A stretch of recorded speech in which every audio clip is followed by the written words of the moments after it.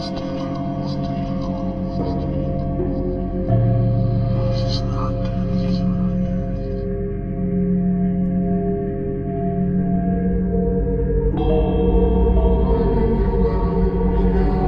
your sleeping brain.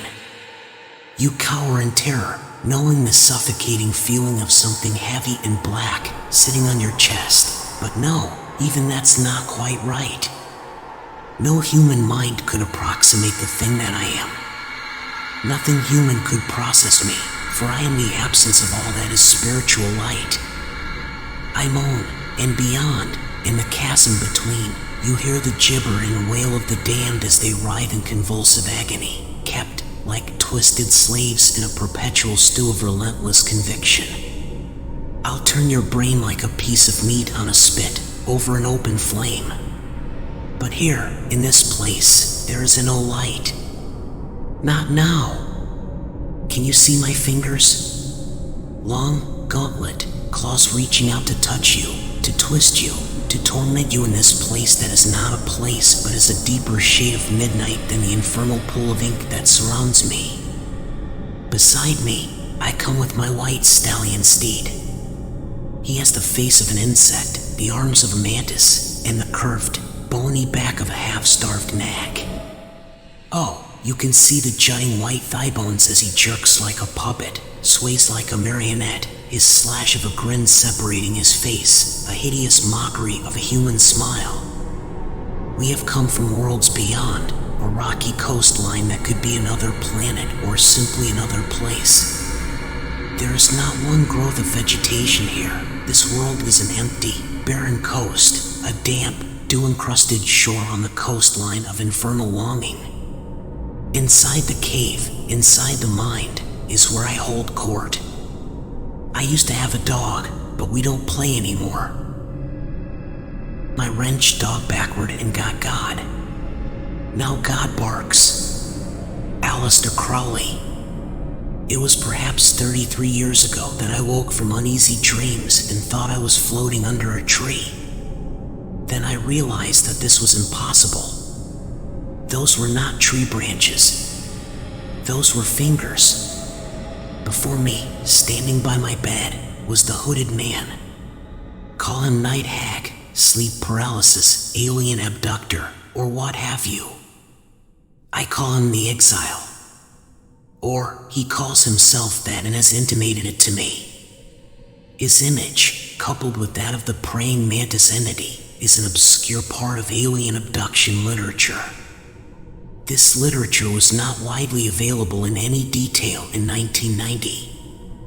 With the advent of the internet, I discovered others who have had identical experiences. In a Batman comic, I saw, seemingly drawn at random, the exact image of the hooded man, the Exile, and the praying mantis.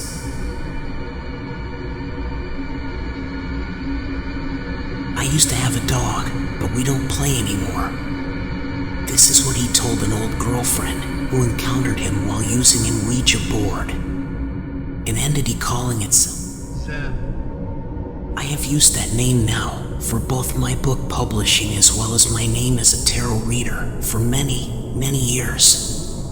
His most potent symbol appears to be the eye in the palm, which I was shown in a vision around 2001 or 2002. As the final image of a series of burning scrolls being held and then cast away by beings that were meant to depict extraterrestrials.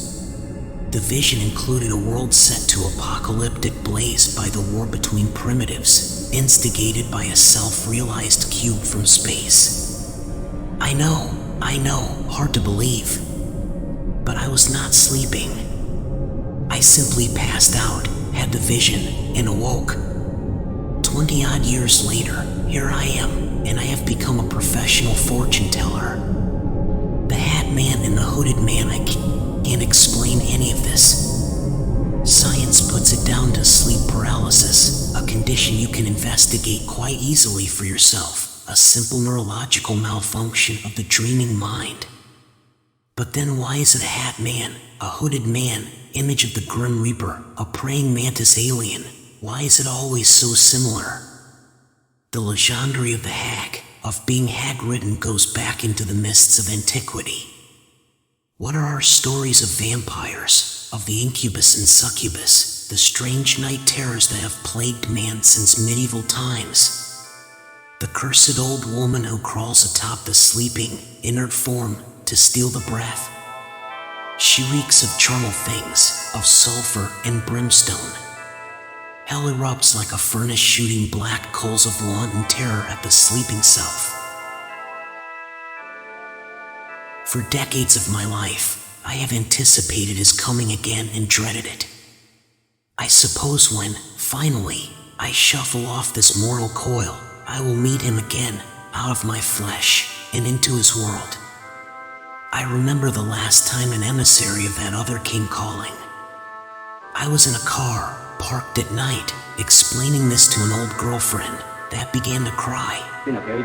Ahead, standing at the side of the street, I saw what I took to be a young man in a hooded sweatshirt.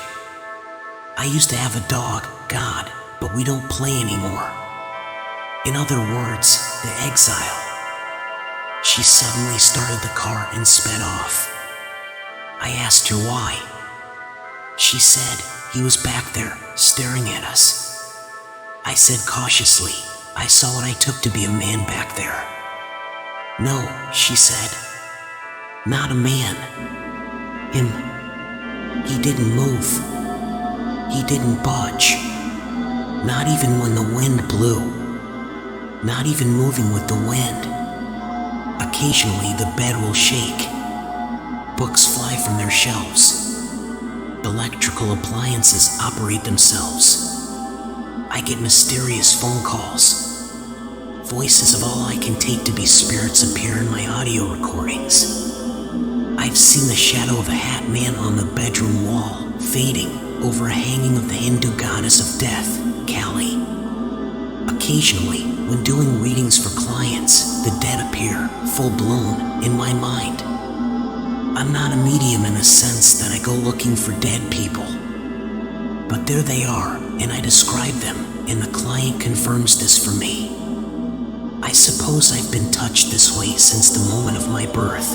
My earliest memories are, ironically, of dying. Floating out of my body as a child sick with pneumonia, toward a light in the ceiling, I could see the image of a little girl reaching toward me, beckoning me to come forward and quit this life. But I, connected by the silver cord spiritualists speak of, re-entered my body to a life marred by so many factors, but one so unusual at the same time. Who was she? Was she an incarnation of Zem? There's another story to go along with my suppositions, but I'll have to save it for another time. It is a life touched by the other, by the power, by something ineffable within me. I can't describe it, and I'm growing tired. In the book The Making of a Serial Killer by true crime author Sandra London, the Gainesville murderer Danny Rowland described sitting in a cemetery at night, parked, smoking a joint, when a tall, menacing shadow person emerges from behind his truck, coming forward. He was a man convinced that the devil walked the earth in the form of man, was Danny Rowland, who succumbed to the blandishments of the devil that took his soul. In this instance, though, the shadow person was the Hat Man, as described by Heidi Hollis in her book of the same name. Paranormal investigator the late John Keel, author of the Mothman Prophecies, likewise documents a spate of bedroom invasions by hooded, monk-like phantasms that were described as very large and menacing, with no face and glowing red eyes, in his book The Complete Guide to Mysterious Beings. I'll close with a familiar line from the cursed, haunted, ill-omened film Poltergeist from 1982. Its young female leads, Heather O'Rourke and Dominique Dunn, rest eternally, peacefully we hope, not far from each other in Hollywood Forever Cemetery, in Los Angeles, California.